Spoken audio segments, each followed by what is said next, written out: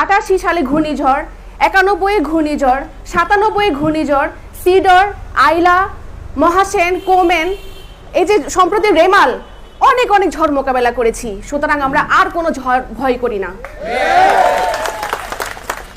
যেখানে আমরা এত ঝড় উপেক্ষা করেছি, মোকাবেলা করেছি, সেখানে আরবি কোন ছাড়। আমরা ইনশাল্লাহ সাহসের সাথে এগিয়ে যাব। আর আরেকটা বিষয়, সেটা হচ্ছে কোনো কিছু অর্জন আসলে সহজে আসে না। আমরা এখন যে পথে যাচ্ছি, সেটা যদি আপনি বলেন, সেটা হচ্ছে একটা মাঠে অজস্র কাচের টুকরা। সেই আমাদের গন্তব্য অনেক দূর, আমরা সেই কাচের টুকরার উপর হেঁটে চলতেছি।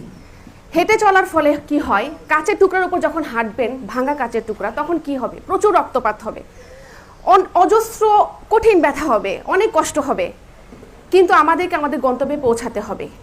আর এই ব্যথা আমরা ছাড়া কেউই বুঝবে না।